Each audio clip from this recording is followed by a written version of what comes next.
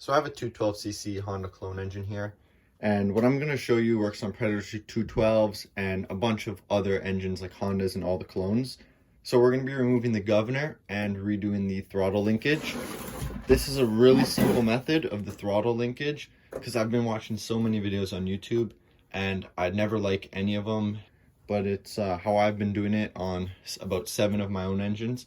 So I'm going to show you guys that. First thing you have to do is take off your gas tank and then take off your airbox.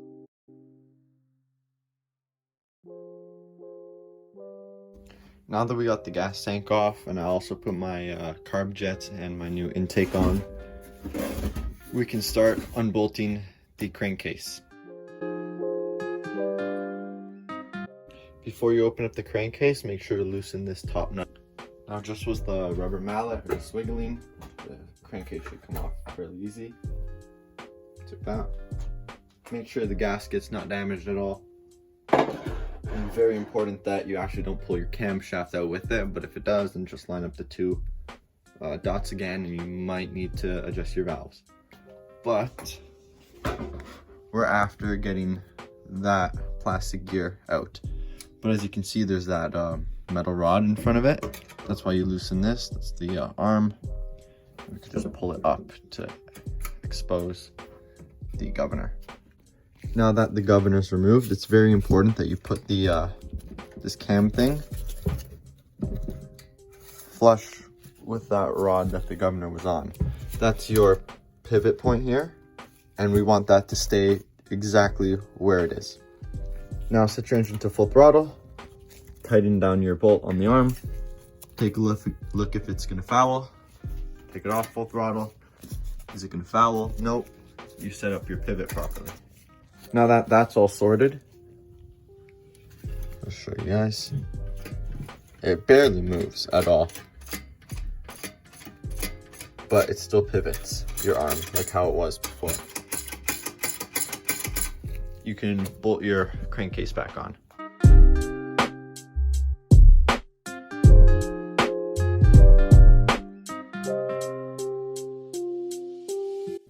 Okay, now it's all torqued down. It's good to put oil in it now if you want. You can pull it over once or a couple times.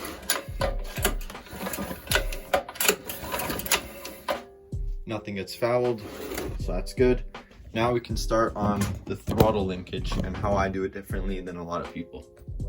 So I like the original, you put your throttle cable here, you put it through this loop here, and then you use this arm to give your engine gas. What you do is you bridge where this spring is, so underneath this arm, with just a solid piece of rod. Now for your rods, just use anything. Any rod-like thing, copper. This is just some TIG rod. Now, fish it through where it was supposed to be, like where the spring was originally. Go to 0 throttle, and you want to hold this at 0 throttle.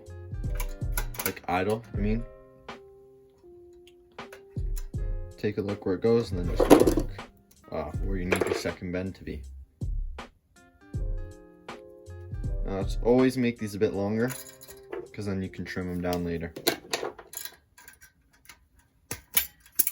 And we got a bend on that line. Just like that.